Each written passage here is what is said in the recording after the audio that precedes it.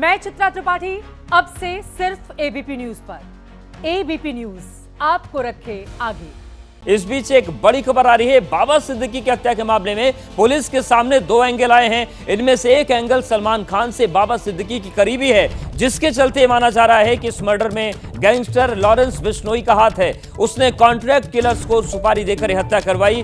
वहीं दूसरा एंगल भी है। दूसरा एंगल स्लम रिहैबिलिटेशन अथॉरिटी से जुड़े किसी प्रोजेक्ट के विवाद को लेकर निकाला जा रहा है, जिसके चलते उन्हें लगातार धमकियां भी मिल रही थी। यानी कि इस पूरे हत्याकांड में अभी दो बातें निकलकर सामने आ रही हैं। पहली बात यह है, पहली आशंका पुलिस को यह है कि चूंकि सलमान खान से जो दोस्ती बाबा सिद्दीकी की रही है, वो जगजाहिर है कि कितना गजब का इनका याराना रहा है। और दूसरा, एसआरए प्रोजेक्ट जो है, इसको लेकर भी बातें निकलकर सामने आ रही है। लेकिन इस बड़े हत्याकांड के बाद सवाल उठ रहे हैं और उन सवालों का जवाब हर कोई जानना चाह रहा है कि ये जो पूरी स्थिति बनी है आखिर क्यों बनी है। पहला सवाल यह है कि बाबा सिद्दीकी की हत्या के पीछे आखिर कौन है, कौन वो किरदार है जिसने इतने बड़े कांड को अंजाम दिलवाया, किससे जुड़े हैं हत्या के साजिश के तार, यही पुलिस अब तलाशने की कोशिश कर रही है। सवाल यह है कि क्या सुपारी देकर किसी ने बाबा सिद्दीकी की हत्या करवाई, बाकायदा कॉन्ट्रैक्ट किलिंग हुई। मुंबई में कड़ी सुरक्षा के बाद भी आखिर इतना बड़ा हत्याकांड कैसे हो गया, ये सवाल भी बन रहा है। और सवाल यह भी है कि क्या हत्या के पीछे कोई पॉलिटिकल कनेक्शन भी है, क्योंकि 2024 के चुनाव से पहले ही वो एनसीपी में आए थे। शाहरुख सलमान से दोस्त की जो दोस्ती थी, क्या वही दुश्मनी का कारण बनी? और हत्या के पीछे लॉरेंस बिश्नोई का हाथ है क्या, ये भी एक बड़ा सवाल है। सवाल ये भी है कि स्लम रिहैबिलिटेशन अथॉरिटी विवाद में क्या हत्या हुई, जो व्यावसायिक तौर से कंपटीशन चल रहा था, उसके चलते हत्याकांड हो गया।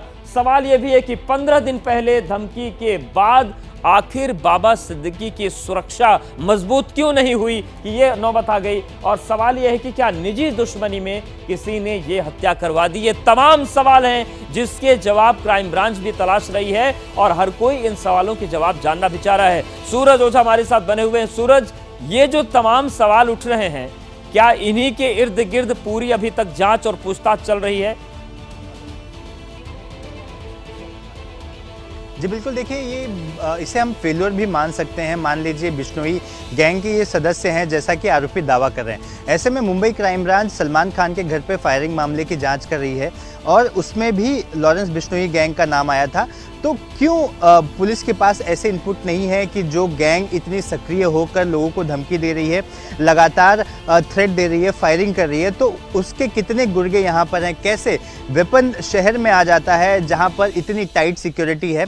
और ऐसे समय में जब त्यौहार का सीज़न है, जब मुंबई पुलिस और भी ज़्यादा अलर्ट होती है, तो जाहिर सी बात है मुंबई क्राइम ब्रांच खुद चौंकी हुई है, खुद सदमे में है और इस पूरे मामले की जांच करे कि आखिर आरोपियों का मकसद क्या था, क्यों बाबा सिद्दीकी को इतनी गोलियां मारी कि वो उनकी जान चली गई। क्या ये शूटर अगर सिर्फ धमकाना चाहते थे तो अगल बगल भी मार सकते थे? इन्होंने सीधी तौर पर उनकी छाती पर गोली मारी, यानी कि उनका जो लक्ष्य था वो क्लियर था, उन्हें बाबा सिद्दीकी को जान से मारना ही था। तो तमाम चीज़ें हैं जो अभी भी क्लियर नहीं है।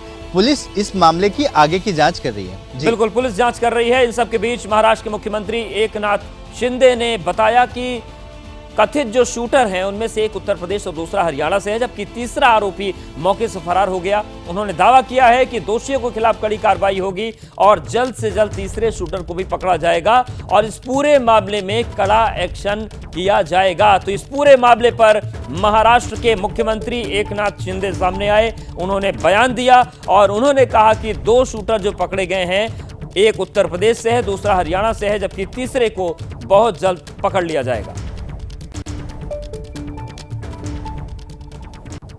एक्स मिनिस्टर बाबा सिद्दीकी, इन पर जानलेवा हमला हुआ था। दुर्भाग्य से उनमें उनकी मृत्यु हुई है, ऐसी खबर है। और ये बहुत ही दुर्भाग्यपूर्ण घटना है, दुखद घटना है। और इसमें दो आरोपी अरेस्ट है, ऐसा पुलिस कमिश्नर भंसालकर जी ने मुझे कहा है, और एक आरोपी फरार है। ये दोनों, एक हरियाणा और उत्तर प्रदेश का है। तीसरा आरोपी की जो फरार है उसको पकड़ने के लिए पूरी पुलिस की टीम क्राइम ब्रांच काम कर रही है और उसको जल्दी पकड़ा जाएगा। और ये तीनों के ऊपर कड़ी कार्रवाई हो जाएगी।